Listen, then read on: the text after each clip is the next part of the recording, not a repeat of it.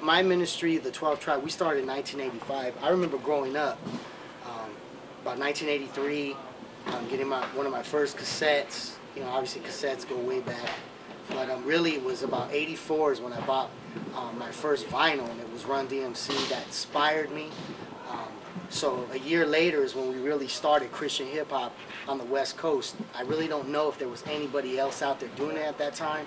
But like I said, at that time, 85, 86, I can remember going to the skating rink, seeing Ice-T, Uncle Jam's Army, Egyptian Lover, seeing Ice-T going and doing 6 in the morning with his leather spikes on and stuff like that, because really that's all what was infiltrated. Everything that the East Coast did, the West Coast copied. You know, at that time you had The Message with Grandmaster Flash and the Furious 5, and that's how they dressed. It might sound funny now, but that's how it started. So to kind of date back with Christian hip-hop, I mean, really the only first cassettes and CDs that I knew of were basically was Michael Peace. Then from there derived SFC, which was Suit the Chemist, P.I.D, Preachers in Disguise. Yeah, my name's Fred Lynch, and been in ministry, in rap ministry for close to 20 years.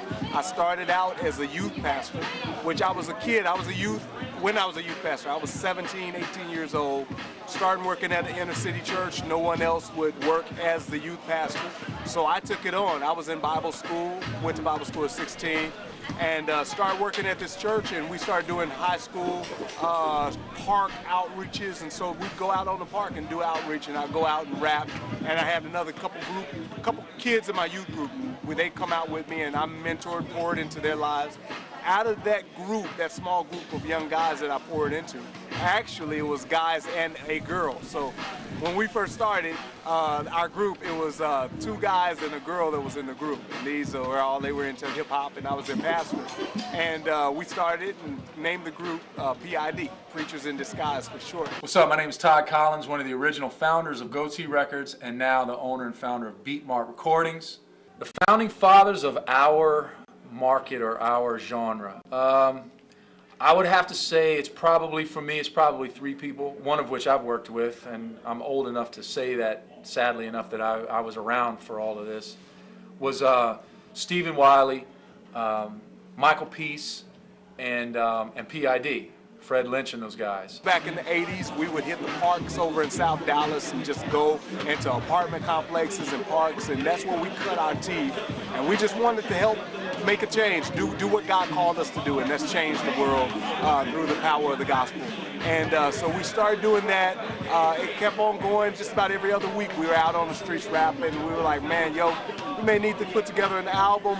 Never did I know that it would turn into something, you know, like all of this and doing an album. There's a debate going on between whether Michael Peace and Stephen Wiley was the first actual rapper. I don't know.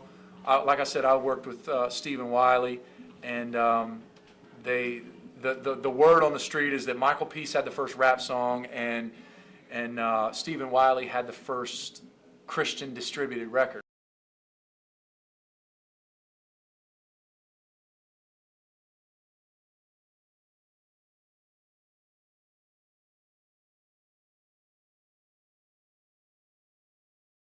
In '89, when Suit came out with Save Man from a Jungle with SFC, that was considered the first actual Christian hip-hop CD of its time that sounded like the secular market, that sounded that you could put next to a Big Daddy Kane record or a Heavy D and the Boys record, and people were feeling it because it just had that street element.